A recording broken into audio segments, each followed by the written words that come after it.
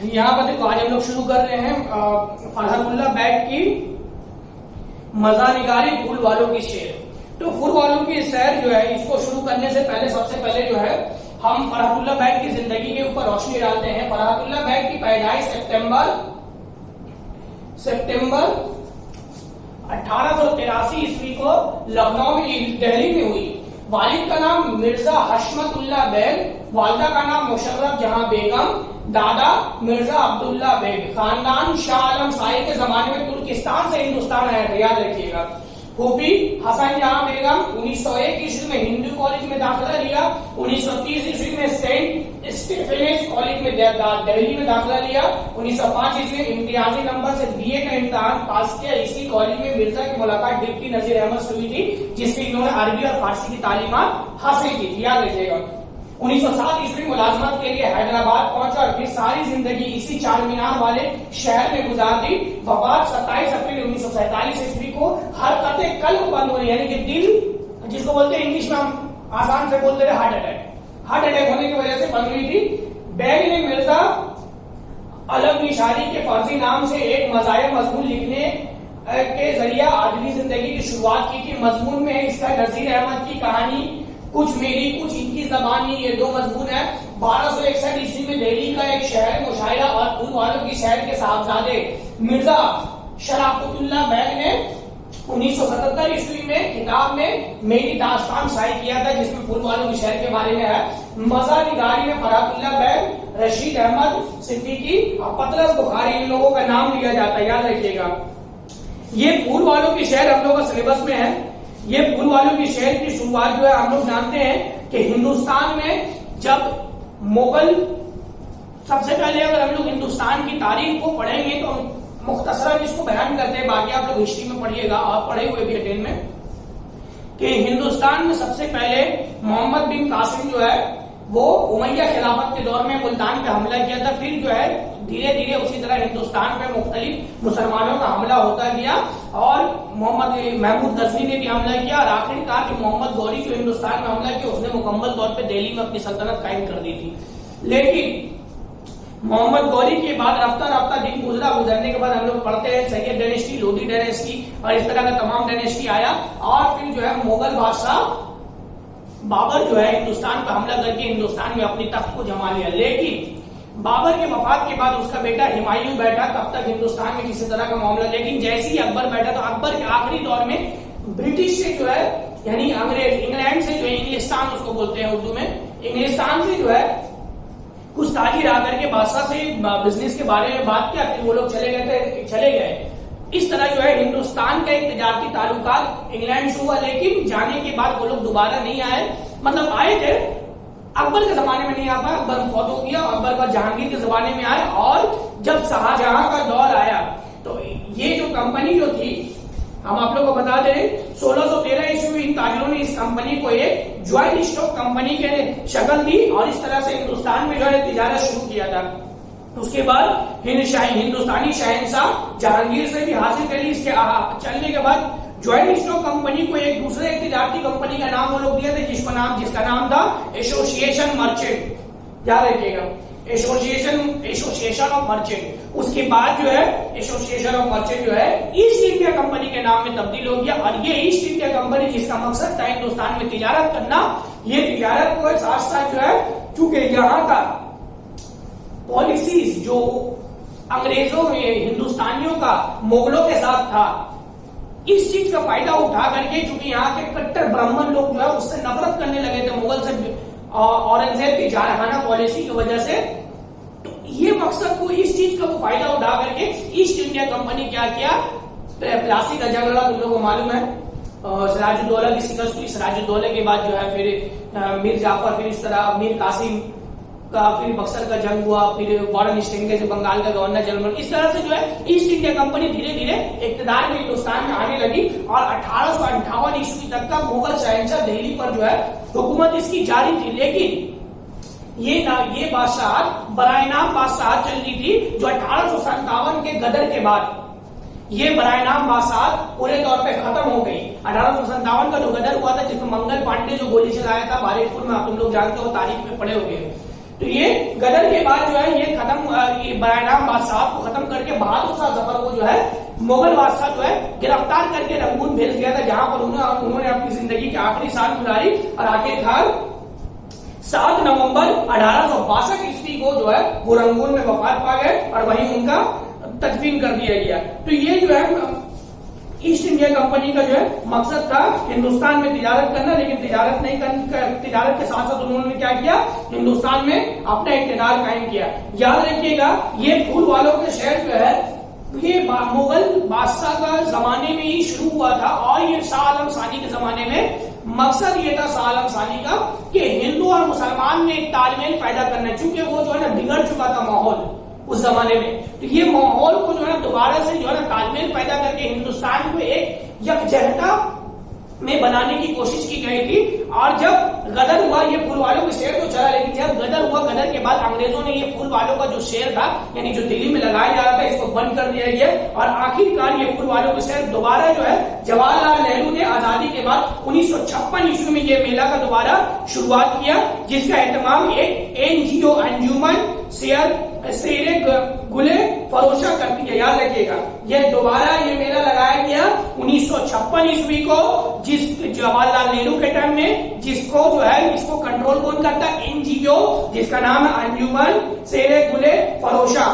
और ये मेला हर साल दिल्ली में जो है अक्टूबर के महीने में लगाया जाता है और इस मेले में जो है दिल्ली का लेफ्टिनेंट गवर्नर जो होता है वो फूलों का पंखा लेकर के बाबा बख्तियार काकी रहमतुल्लाह अलैह के मज़ार पे जाकर के चढ़ाता है और एक पंखा जो जाकर के जो है जोग माया जी के मंदिर पे जाकर के चढ़ाता है। तो ये बाबा बख्तियार काकी के मंदिर पे जाकर के एक पंखा की मज़ार पे जाकर के एक पंखा चढ़ाता और एक पंखा जोग माया जी का। ये उसूल चला आ रहा है जवाहरलाल नेहरू के जमाने में। कौन करेगा, दिल्ली का लेफ्टिनेंट गवर्नर। ये तो हम लोग जो है फूल वालों के शहर जो है शुरू करते हैं। यहाँ पर याद रखिएगा ये फूल वालों के शहर में जो है अलग अलग तरह का नोट भी आता है लिखने के लिए, जैसे ईस्ट इंडिया कंपनी के ऊपर नोट लिखिए, लाल किला के ऊपर में नोट लिखिए, और तुम्हारा जाकर के फूल वालों के शहर पे नोट लिखिए, बहादुर शाह जफर पे नोट लिखिए। इस तरह का जो किरदार है इसमें जो बड़े बड़े किरदार है उनके ऊपर नोट है। याद रखिएगा अगर बहादुर शाह जफर के ऊपर नोट लिखिएगा तो चूंकि बहादुर शाह जफर जो है ना गजल वो शायर भी है, इसलिए उनका शायरी की एक होती लिख दीजिएगा ताकि जो है नोट पे पूरा नंबर आप लोगों को मिल सके। अब हम लोग शुरू कर रहे हैं फूल वालों के शहर। फरहतुल्लाह बैग सैयदी अलिया उर रहमान ने खूब कहा के रईते चौबेग अस्त व सुल्तान दरख दरख ऐ पसर बाशिर अस बेग सख। के सैयदी अली रहमान ने बहुत अच्छी बात कही थी कि ये जो बेरानाम बादशाह तो थी, लेकिन ये बादशाह ये सल्तनत जो सुल्तान का दिल्ली पर कायम का ये इतनी मजबूत थी कि इसको जो है ये ऐसी मजबूत दरख्त थी कि इसको उखाड़ना नामुमकिन था। चलिए शुरू करते हैं। ये जड़ों ही की मजबूती थी कि दिल्ली का सर शब्द वो शादाब चमन अगरचा हवादिसे जमाने के हाथों पामाल हो चुका था और एक फलाकत की बिजलियों और बाद मुखालिफ के झोंकों से सल्तनत मुगलिया की शौकत इक़्तिदार के बड़े बड़े टहने टूट टूट कर गिर रहे थे। यहाँ देखो ये किस चीज को बता रहे, ये जड़ों ही की मजबूती थी कि दिल्ली का सरशब्द जो शादाब चमन, चूंकि हम जब मुगल शहंशाह अपनी दिल्ली पर हुकूमत कायम की तो उन्होंने अपना सल्तनत जिसको दिल्ली का कैपिटल किसको बनाया, हिंदुस्तान का कैपिटल किसको बनाया था, दिल्ली को बनाया था। तो यही बोल रहा है ये जड़ों की मजबूती थी कि दिल्ली का सरसब शादाब चमन अगरचा हवादिसे जमाने के हाथों पामाल हो चुका था। चूंकि जमाना का जो मतलब कि तुम लोग पढ़े होंगे बाजीराव बल्लार, शिवाजी, ये लोग जो लगातार मुगलों के ऊपर में हमला कर रहे थे। इसके अलावा निजाम जिन्होंने मुगलों के खिलाफ बगावत करके हैदराबाद में अपनी हुकूमत कायम कर ली थी। इसके अलावा फिर जो है बंगाल में भी जो है ना ये हुकूमत, तो इस तरह से जो है मुगल का जो है धीरे धीरे टूटना शुरू हो गया था। इकोनॉमिकली तौर पे, पावर तौर पे अलग अलग स्टेट जो अलग होना शुरू हो गया था, लेकिन दिल्ली उस वक्त भी मजबूत थी और इस चीज का फायदा उठाकर अंग्रेज जो है हिंदुस्तान में काबिज हुए थे। लेकिन इन तमाम मुखालिफत के बावजूद भी अंग्रेजों का इतना हिम्मत नहीं होता था कि दिल्ली का जो लाल किला में ये जो बरानाम बादशाह चल रही थी उस बादशाह को उखाड़ करके फेंक दे। क्यों? फिर भी किसी बड़ी सी बड़ी ताकत की हिम्मत ना होती थी कि इस बरानाम बादशाह को तख्त से उतार कर दिल्ली को अपनी सल्तनत में शरीक कर ले। किसी का भी इतना ताकत नहीं होना। वजह क्या पढ़ेगा आगे देखिए। मरहटों का जोर हुआ, मराठा बाजीराव बल्लाळ लोग भी हमला किया, दिल्ली को तबाह बर्बाद कर दिया। नादिर शाह का हमला हुआ, अहमद शाह अब्दाली का हमला हुआ। इन तमाम लोगों ने दिल्ली के ऊपर में हमला किया। दिल्ली टूट करके दिखा चुका था, लेकिन फिर भी दिल्ली की वो जो बरायनाम बादशाह लाल किला के अंदर चलती थी, वो बरायनाम बादशाह इन लोगों का ताकत होने के बावजूद भी खत्म नहीं हो पाया था। मराठों का जोर हुआ, पठानों का जोर हुआ, जाटों का जोर हुआ, अंग्रेजों का जोर हुआ, मगर दिल्ली का बादशाह बहुत इंपॉर्टेंट क्वेश्चन है, मगर दिल्ली का बादशाह रहा। इसको टिक मार दीजिएगा, इंपॉर्टेंट क्वेश्चन। तो मगर दिल्ली का बादशाह रहा। इन तमाम लोगों ने दिल्ली के ऊपर में अपना हमला तो किया, लेकिन दिल्ली की सल्तनत उखाड़ ना सकी। और जब तक दिल्ली बिल्कुल तबाह ना हुई, इस वक्त तक कोई ना कोई तख्त पर बैठने वाला निकलता ही रहा। बस जब तक दिल्ली पूरे तौर पर तबाह ना हुई, यानी कि 1857 के बगावत तक का बात चल रहा है। चूंकि 1857 के बगावत में बहादुर शाह जफर के ऊपर में गद्दारी का इल्जाम लगा करके उसको रंगून भेज दिया गया। बोले सर रंगून किसको बोलते हैं? बर्मा का नाम याद रखिएगा। रंगून आज का डेट में उसका नाम है म्यांमार, बर्मा जिसको बोलते हैं, वहां भेज दिया गया था। दिल्ली की रेजिडेंट ने बहुत कुछ चाहा कि बादशाह के एजाज और एहतराम में कमी कर दी। जो रेजिडेंट यानी कि जो गवर्नर, जो वहां का हेड है, वो चाहता था कि ईस्ट इंडिया कंपनी किसी तरह से बादशाह का ये पावर को छीन ले। गवर्नर जनरल ने बड़ी कोशिश की, शाही खानदान की कुतुब में मुंतकल करके किला पर कब्जा कर ले। किसी एक छोटा सा घर में मुंतकल हटा करके उस किला के ऊपर लाल किला पर कब्जा करे, बहुत कोशिश की। कोर्ट ऑफ डायरेक्टर ने बहुत जोर मारा कि दिल्ली की बादशाहत का खात्मा कर दिया जाए। जो कोर्ट डायरेक्टर का जितना कोर्ट का जितना डायरेक्टर था, ये तमाम डायरेक्टर भी यही चाह रहे थे कि दिल्ली का जो है ये बरायनाम बादशाहत को खत्म करके जो है ना दिल्ली के ऊपर में कब्जा कर लिया जाए।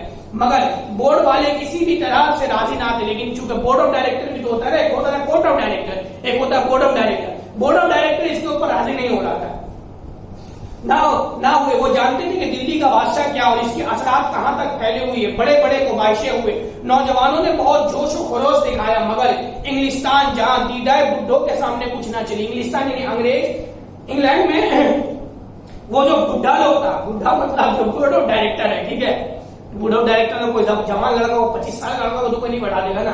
तो मेरा आपके सामने में एग्जाम्पल है, अब नरेंद्र मोदी कोई 20 साल का लड़का तो 25 साल का लड़का तो नहीं है ना, बुढ़ा है। तो जो ऊपर में हेड जो रहता है वो तो बुढ़ा ही रहता है। तो बुढ़ा के सामने में जवान लोग, चूंकि जवान लोग आर्मी में होता है, तो फौज लोग का खोपड़े में कुछ नहीं है, वो लोग सिर्फ लड़ना जानता है, लड़कर के छीन लेगा।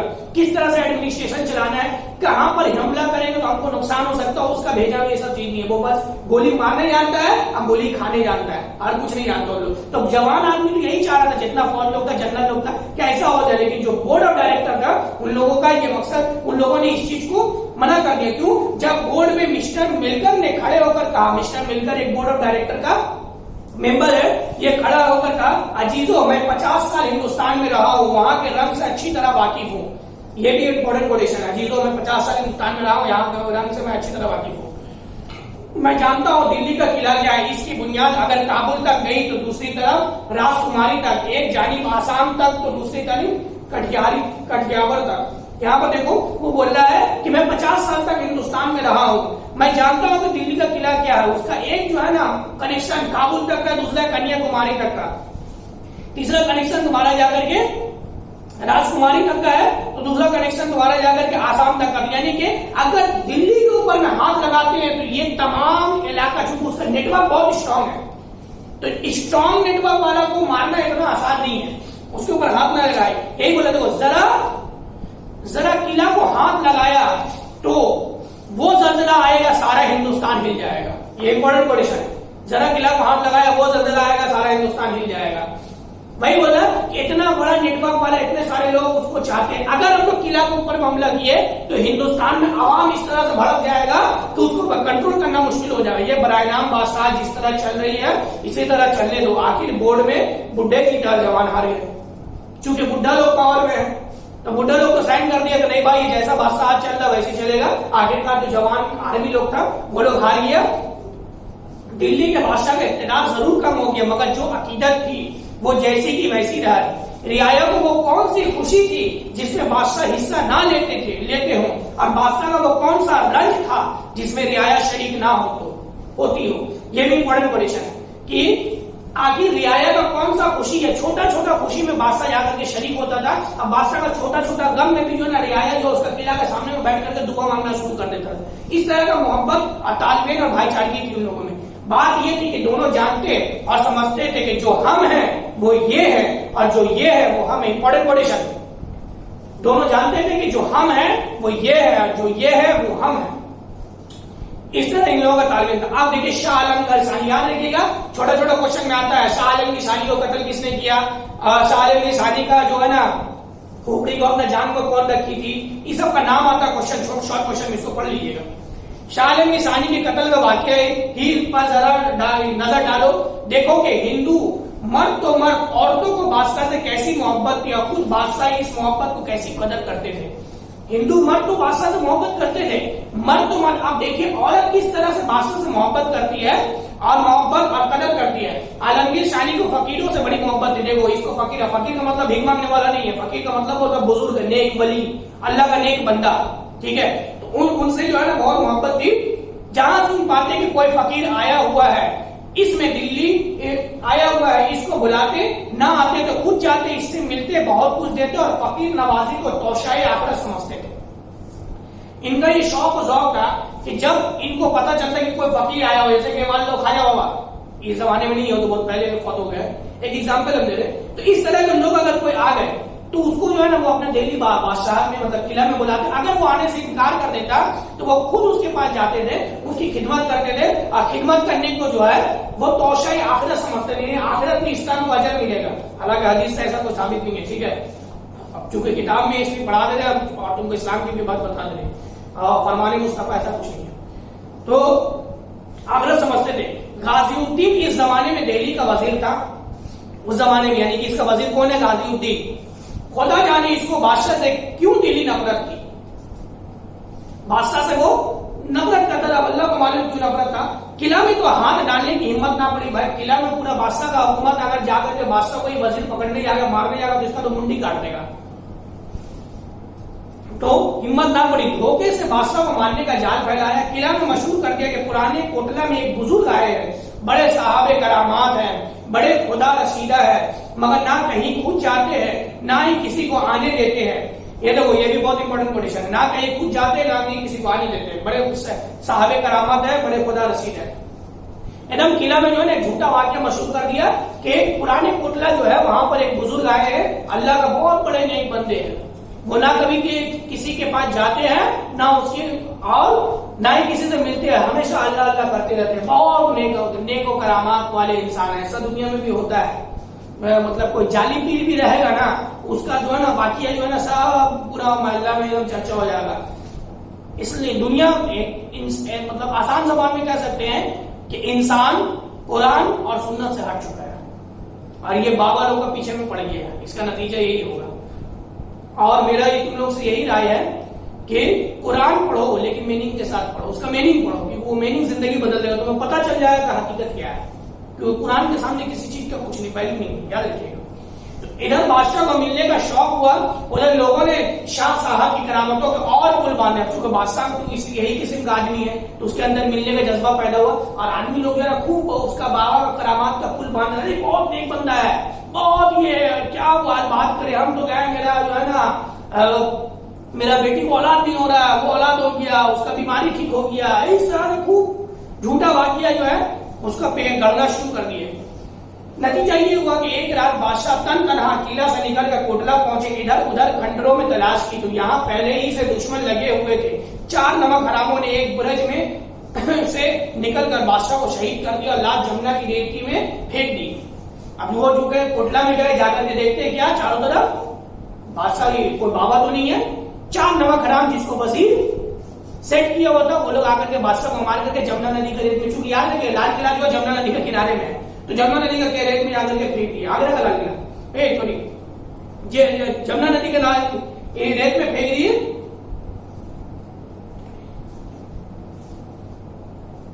शहीद कर दिया, लाश जमुना नदी के रेत में फेंक। खुदा की कुदरत देखो, इधर से एक ब्रह्मणी राम को एग्जाम में आता है, बादशाह की लाश को जिसने अपनी जान में रखा था उस ब्राह्मण औरत का नाम क्या था, राम को।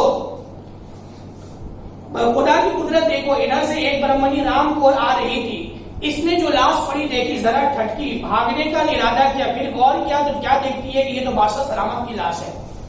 रात भर इस बेकस शहीद का सर जानों पर लिए हुए बैठी रोती रही। बहुत इंपॉर्टेंट कोटेशन, रात भर इस बेकस शहीद का सर जानों पर लिए हुए बैठी रोती रही। वो पहले जो है देखती क्या कि लाश है, अब रात को अब लाश देखेगा आदमी तो डर ही जाएगा, लेकिन जब वो गौर से देखे तो क्या पता चला यार ये तो बादशाह सलामत का रास्ता, बस उसका खोपड़ी को जो है अपने जान को ऊपर में रख करके जो है गोद पे रख करके वो रात भर रोती रही। सुबह जमुना जी के स्नान को लोग आए, उन्होंने भी लाश को देखकर पहचाना। तमाम शहर में खलबली पड़ गई। इस बेकस शहीद की लाश दफन हुई। शाह आलम शानी बादशाह बने। शाह आलमगीर सानी कत्ल हुआ, शाह आलम सानी बादशाह बना। याद रखिए कत्ल कौन हुआ? शाह आलमगीर सानी। उसके बाद बादशाह कौन बना? शाह आलम सानी। उन्होंने रामपुर को बुलाया, बहुत कुछ इनाम और करामात दिया और इस ब्रह्मणी को अपनी मुंह बोली बहन बना ली। चूंकि इस तरह का तालमेल और भाईचारे वाला रिश्ता जो है उस जमाने में चलता रहा, मुंह बोली बहन बना लिया। थोड़े दिनों में सलोनी का त्योहार आया। सलोनी बोलते राखी बंधन, रक्षाबंधन। सलोनी का त्योहार आया। भाई के लिए बहन मोतियों की राखी लेकर पहुंची। बादशाह ने खुशी खुशी राखी बनवाई, बहन को जोड़ा दिया। इसके रिश्तेदारों को खलक दिए, लीजिए राखी बंधन की रस्म किला की रस्मों में शरीक हो गई है। राखी बंधन का जो रस्म था अब किला का रस्म में शरीक हो गया। इंपॉर्टेंट कोटेशन लीजिए राखी बंधन की रस्म किला की रस्मों में शरीक हो गए। जब किला आबाद रहा, इस ब्रह्मणी के खानदान और किला वाले में भाईचारा रहा। जब तक किला यानी 1857 की बगावत से पहले तक, जब तक किला आबाद था, इस तरह का सिलसिला वहां पे चलता था। हर साल राखियां आती, बादशाह और शहजादों के बांधी जाती, जोड़े लिए जाते। ये सिलसिला उस वक्त टूटा जब बादशाह से किला छूटा। बहुत इंपॉर्टेंट पोजीशन। यह सिलसिला उस वक्त टूटा जब बादशाह से किला छूटा। Very important. ये यानी कि ये सिलसिला चलता रहा लेकिन उस वक्त टूटा, यानी कि 1857 के बगावत के वक्त टूटा, क्योंकि उसके बाद जो है गद्दारी का इल्जाम लगा करके बादशाह को रंगून भेज दिया गया था, इसलिए। और अंग्रेज किला पर पूरे तौर पर कब्जा कर लिया था। फूल वालों की सैर इसी मोहब्बत पानी का नतीजा थी। हुआ ये कि अकबर शाह शानी अपने मंझले बेटे मिर्जा जहांगीर को वली अहद बनाना चाहते थे। अकबर शाह शानी जब बादशाह बना, वो अपना मंझला बेटा को जो है वली अहद यानी कि नेक्स्ट बादशाह बनाना चाहता था। सिराजुद्दीन जफर बड़े थे, यानी उसका बड़ा लड़का मंझला बेटा कौन है? मिर्जा जहांगीर। बड़ा बेटा कौन है? सिराजुद्दीन जफर बड़े थे। मगर बाप बेटे में सफाई नहीं थी। बाप बेटे में मतलब के तालमेल अच्छा नहीं था, झगड़ा होता था। मिर्जा जहांगीर को बादशाह को बहुत चाहते थे। मिर्जा जहांगीर को बादशाह बहुत, क्योंकि मंझला बेटा को क्यों बहुत चाह रहा? वजह क्या है? देखो वजह ये है, क्यों ना चाहते हैं। मिर्जा की वालदा नवाब मुमताज महल का किला में जोर था। बादशाह सलामत और बादशाह बेगम दोनों ने आखिर क्यों नहीं चाहते भाई? जो उसका मिर्जा की जो माँ है उसका तो पूरा किला में जोर है, एक आवाज उठा दे रही है, बादशाह डर करके घर में भाग जाता। तो इतना डर रहा है अपनी बीवी से, तो उसको तो चाहेगा ना। तो बादशाह सलामत और बादशाह की बेगम दोनों ने रेजिडेंसी में कोशिश की कि किसी तरह मिर्जा जहांगीर वली अहद बन जाए। चूंकि दिल्ली पर कब्जा किसका, हुकूमत किसकी थी? ईस्ट इंडिया कंपनी की। किला तो इसका राज था, लेकिन दिल्ली में हुकूमत था ईस्ट इंडिया कंपनी का। तो ये लोग चाहते थे कि ईस्ट इंडिया कंपनी में ये किसी तरह से रजिस्टर्ड हो जाए कि अकबर शाह शानी के बाद जो अगला बादशाह बनेगा वो मिर्जा जहांगीर बनेगा। तो दिल्ली का जो रेजिडेंट था उनको ये लोग जाकर के बोलते थे। इस जमाने में दिल्ली के रेजिडेंट स्टेट साहब थे। क्वेश्चन आता है दिल्ली का रेजिडेंट कौन था? आंसर होगा स्टेट साहब। ऐसा बादशाह परस्त अंग्रेज हिंदुस्तान में शायरी कोई आया हो तो आया हो। इंपॉर्टेंट पोजीशन मार्क कर लीजिए। ऐसा बादशाह परस्त अंग्रेज हिंदुस्तान में शायरी कोई आया हो तो आया हो। इतना बादशाह को चाहने वाला अंग्रेज हिंदुस्तान में शायरी कोई आया है। क्यों? क्योंकि अकबर शाह की वो ऐसी इज्जत करते थे जैसे अपने बादशाह की करते थे। उसका भी तो बहुत बादशाह था ना, जैसे क्वीन विक्टोरिया। ये तो इंग्लैंड की क्वीन थी, तो वो लोग उसकी बादशाह थी, अंग्रेज का। तो वो लोग अंग्रेज का बादशाह यानी अपने बादशाह को जितना इज्जत करता था, अकबर शाह शानी का भी उतना इज्जत करता था। हालांकि अकबर शाह शानी कौन है? वो हारा हुआ एक छोटा ऐसा आदमी है, 2 मिनट में सभा कर देगा, पता नहीं चलेगा, लेकिन फिर भी इज्जत उतना ही करता था, करते थे। जैसे ही अपने बादशाह की करते थे, टोपी उतार कर मजागा से आदाब बजा लाते। ऐसे टोपी उतार करके बोलते आदाब बजा लाते। कुर्सी दे दी जाती तो बादशाह के सामने कभी ना बैठते। बादशाह के सामने नहीं बैठते, मतलब इज्जत करेंगे नहीं भाई, बादशाह सलामत, हम कैसे बैठ सकते हैं? गुफ्तगू में आदाब शाही मलहूज रहता, आदाब जनाब, इस तरह से वो बादशाह में बात करते। बादशाह की हर ख्वाहिश को पूरा करने की कोशिश करते, गर्व सब कुछ करते, मगर इस बात पर राजी ना होते थे कि मिर्जा जहांगीर वली अहद बने। तो सब कुछ बादशाह का बात मान लिया, ठीक है बादशाह सलामत, ये भी सही, ये भी सही, ये भी सही, लेकिन वास्ता क्या चाह रहा है कि मिर्जा जहांगीर वो वली अहद बन जाए, इस पे वो राजी नहीं हुआ। बजाय इसकी एक वजह थी कि वो सिलसिला तख्त नशीनी को दरहम बरहम करना नहीं चाहते थे। ये स्टेन साहब ऐसा नहीं चाहते थे। क्यों कि ये जो मिर्जा जहांगीर था ना, बहुत बड़ा पियक्कड़ और फालतू किस्म का इंसान था, याद रखो, एकदम लड़की बाज और पियक्कड़ दारू पीने वाला। तो ऐसा खतरनाक और बेकार इंसान को स्टेन साहब अगर साइन कर दे तो वली अहद बन जाएगा। तो वली अहद ऐसा बन जाएगा तो किला में तो जो इतना मोहब्बत तालमेल और भाईचारगी का अमन और अमान का जो पैगाम किला से जा रहा है वो तो सब धर्म भरम हो जाएगा। स्टेन साहब ऐसा नहीं चाहते थे कि ऐसा धर्म भरम हो, इसलिए वो ऐसा नहीं चाह रहे कि मिर्जा जहांगीर वली अहद बने। और दूसरी ये थी कि वो मिर्जा जहांगीर की आदतों एतवार से मुतमईन ना थे। मिर्जा जहांगीर बला के पीने वाले, दारू पीने वाला और गजब के मुंह फट, किसी का कोई इज्जत करने वाला नहीं, एकदम मुंह पे बोल देने वाला, एकदम कचरा इंसान। इस मुखालिफत तुम लोग भी होगे कोई ना कोई, ठीक है, मुझे बोलते हो ना। इस मुखालिफत के दिनों में बीर तो पढ़ ही गया था। एक दिन सरे दरबार मिर्जा जहांगीर ने स्टेन साहब को लूलू बेग कह दिया। अब बताओ, स्टेन साहब को ना दिल्ली का गवर्नर हेड वो आया है और उसको आने के बाद जो है ना, उसको इज्जत देने के बाद पूरा बड़े दरबार में बोला लूलू है बे। तो गलत बात है कि नहीं है ना? गलत बात, तो कैसा कचरा किस्म का इंसान है। अब मान लो यहाँ पर तुम जो है तुम्हारा चीफ मिनिस्टर ममता बनर्जी आई या फिर कोई आया, अब उसको तुम इज्जत अपने घर में बुलाया, उसको बोले लूलू है बे, तो कोई तरीका है ये? तो खराब बात होगा। तो स्टेन साहब को बोल दिया था, कह दिया साहब किसी तरह पी गए, चूंकि वो बहुत बादशाह का इज्जत करने वाला इंसान था, इसलिए वो जो है इस बात को जो है सुनने के बाद भी नजरअंदाज कर दिया और ये अपने गुस्सा में पी गया। थोड़े दिन बाद ये गजब किया कि इन पर गोली चलाई। आप देखो, एक तो ये लफड़ा किया, उसके बाद कुछ दिन के बाद क्या हुआ, स्टेन साहब को मार देते, कोई नया स्टेन साहब का वली अहद बन जाएंगे, उसके ऊपर गोली चलवा दी। आखिर कहां तक करा दी जाती, छूट कब तक दिया जाएगा? कैद होकर इलाहाबाद चले गए, उसको कैद कर लिया गया, कैद करके कहां चला गया? इलाहाबाद चले गए। मुमताज महल को बड़ा सदमा हुआ, मन्नत मांगी। अब ये जो मुमताज महल उनकी माँ है, उसको बहुत सदमा हुआ, उसका बेटा गिरफ्तार हो गया। अब वो जाकर के मन्नत मांगती है बाबा बख्तियार काकी, देखो क्या मांग रही है, बड़ा सदमा हुआ। मन्नत मांगी कि मिर्जा जहांगीर छूट कर आए तो हजरत बख्तियार काकी की अलैहिर रहमा के मजार पर चादर और फूलों की मसहरी चढ़ाऊंगी। अब वो मन्नत क्या मांगी, अगर मिर्जा साहब छूट करके आ जाए तो बख्तियार काकी का जो है मजार पे जो है हम फूलों की मसहरी और चादर जाकर के चढ़ाऊंगी। ये मुसलमान में, हिंदुस्तान में कल्चर है, इस्लाम से कोई लेना देना नहीं है, मगर हिंदुस्तान का कल्चर चला आ रहा है, आज भी होता है। क्या कर सकते, कोई कुछ नहीं। इसका एक ही इलाज है कि तुम कुरान को मीनिंग से पढ़ो, फरमाने मुस्तफा हदीस को मीनिंग से पढ़ो। तुमको ना किसी मुल्ला का जरूरत है ना किसी मौलवी का जरूरत है, तुमको खुद समझ में आ जाएगा कि अल्लाह क्या बोल रहा है, फरमाने मुस्तफा क्या है। और तीसरा, किसी बाबा का वैसा कोई जन्नत और जहन्नम मिलने वाला नहीं है। जन्नत और जहन्नम जो है अल्लाह का फरमान यानी कुरान और फरमाने मुस्तफा जो हदीस का फॉर्म में हम लोग तक आया हुआ है, उसी का नाम, उसी बेस पे फैसला होना है, उसी बेस पे सब कुछ होना है। बाकी कोई चीज का कोई इंपॉर्टेंट नहीं है इस्लाम में, ठीक है। तो अब ये बात मांगी, फूलों की मसहरी चढ़ाऊंगी, खुदा की कुदरत और स्टेन साहब की शराफत देखो कि इन्हें शराफत इन्हीं की सिफारिश पर साहब आलम साहब कैद से रिहा हुए, दिल्ली आए। बादशाह ने मिन्नत पढ़ाने की तैयारियां की, बड़ी बड़ी, आप देखो, चूंकि ये मन्नत मांगी थी। अब वो जो है क्या किया, मतलब कि स्टेन साहब के दिल में जो है एक रहम आ गया, अरे छोड़ो हटाओ, जो हुआ सो हुआ। वो सिफारिश किया कि उसको जो है छोड़ दिया जाए। तो जब ये सिफारिश हुआ तो उसको कैद खाने से रिहा कर दिया गया। वो दिल्ली आए, बादशाह बेगम मन्नत बढ़ाने की तैयारियां की, बड़ी धूमधाम से चादर गई, शहर भर के तमाम हिंदू मुसलमान शरीक हुए। कुतुब में कई दिन तक मेला लगा रहा। फूल वालों ने जो मसहरी बनाई तो इसमें खूबसूरती के लिए एक फूल का पंखा भी लटकाया। अब फूल वालों जो है मसहरी जो बनाया था, उस मसहरी में खूबसूरती के लिए जो है एक पंखा लगा दिया था।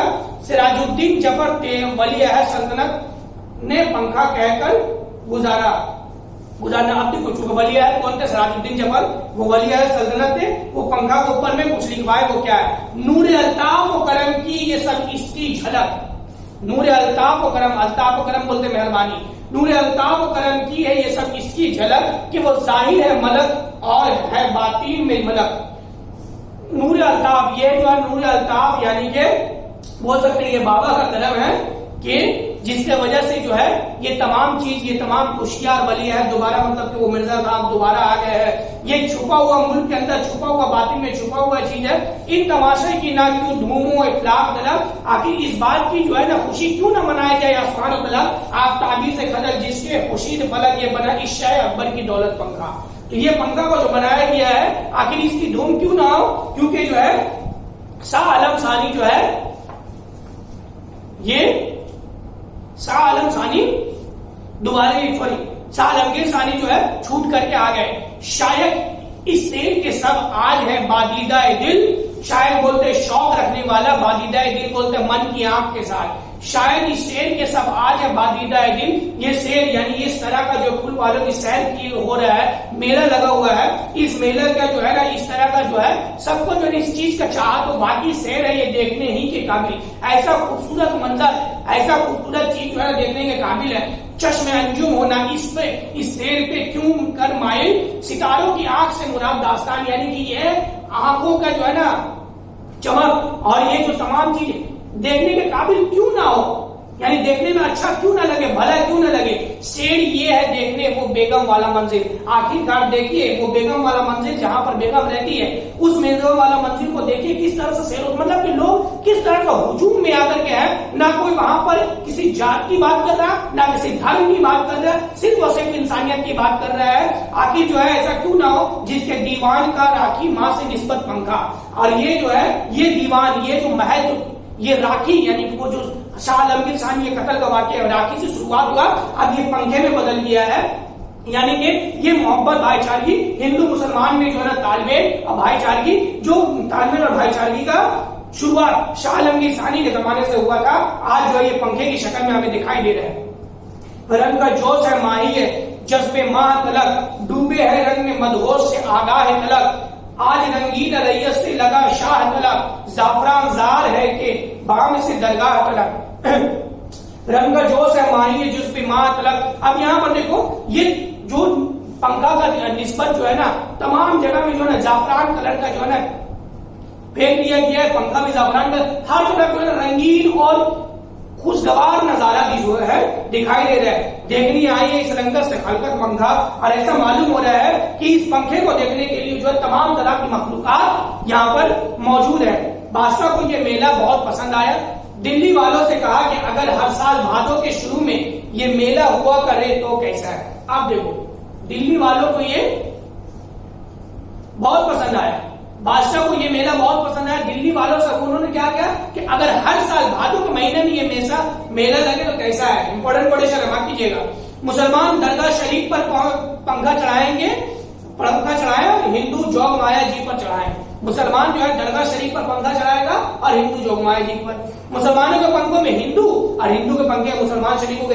ये देखो यहाँ पर जो है एक चीज हम तुमको समझा दे रहे, ये भाईचारगी का पैगाम था जो मुगल बादशाह शाह अकबर शाही के जमाने में शुरू हुआ और वली अहद सिराजुद्दीन। तो ये भाईचारगी का, चूंकि अंग्रेज क्या कहते हैं, उनका पहला मकसद ये था डिवाइड एंड रूल, यानी कि हिंदू मुसलमान को दो हिस्से में भाग करो और हुकूमत करो। तो ये हिंदू मुसलमान को यकजहता को कायम करने के लिए, हिंदू मुसलमान की यूनिटी को एक करने के लिए ये जो है इस तरह का जो है एक मेला कायम किया गया, जिसमें ये कहा गया कि हिंदू मुसलमानों का पंखा में शरीक होगा और मुसलमान हिंदुओं के पंखा में शरीक होगा। हिंदू जो माया जी के मंदिर में पंखा चढ़ाएगा, मुसलमान बाबा बख्तियार काकी के मंदिर मजार पे पंखा चढ़ाएगा। इस तरह दोनों मजहब के लोगों में आपस में भाईचारे और तालमेल पैदा हो जाएगी। आज भी ये होता है, मेला का मेला हो और दोनों कामों में मिलजुल रहे। बड़े भला नेकी और पूछ बड़े शब्द, भला नेकी और पूछ। दिल्ली वाले राजी हो गए, लहजे लीजिए फूल वालों की शहर की बुनियाद पड़ गई। शुरू हो गया फूल वालों की शहर। बादशाह सलामत खूब कुतुब जाते, वहां रहते, शहजादे मेला में शरीक होते। बड़े बढ़ते बढ़ते ये मेला कुछ ना कुछ हो गया। इसी जमाने में एक गाना चला था, बढ़ते बढ़ते जो है ये मेला कुछ का कुछ हो गया। यानी कि दिल्ली के छोटा सा लाल किला से मेला शुरू हुआ, इतना फैल गया पूरे दिल्ली में जो है इसका चर्चा होने लगा, पूरे हिंदुस्तान में चर्चा होने लगा, इतना मशहूर हो गया। और यही वजह है कि 1956 में जवाहरलाल नेहरू एनजीओ फंड के जरिए जो है ये मेला को दोबारा भादों के महीने में चालू किया गया। आज भी ये मेला लगता है, जोगमाया जी के मंदिर पे जो है पंखा चढ़ाया जाता है, फूलों की मसहरी चढ़ाया जाता है और बख्तियार काकी को पंगा कि फूलों की मसीदी चढ़ाया जाता है, चढ़ाने वाला कौन है? लेफ्टिनेंट गवर्नर, जो दिल्ली का गवर्नर बनेगा वो चढ़ाएगा। कुतुब को चला मेरा अकबर हटीला। अब ये जो अकबर छूट के वो चाहे था, इसलिए मेला चला रहा है। कुतुब को चला मेरा अकबर हटीला, कुतुब की तरफ मेरा अकबर हटीला। ना रास्ते में जंगल, ना मिलता है टीला। रास्ते में ना कोई जंगल मिलता है, ना मिलता है टीला। तो यहाँ पर देखो एक मोहब्बत और भाईचारे और अमन का पैगाम के लिए जो फरहतुल्लाह बैग ने क्या लिखा है? फूल वालों की शेर। तो ये था हम लोग का फूल वालों की शेर जो खत्म हो गया है। इसको उतार लीजिए।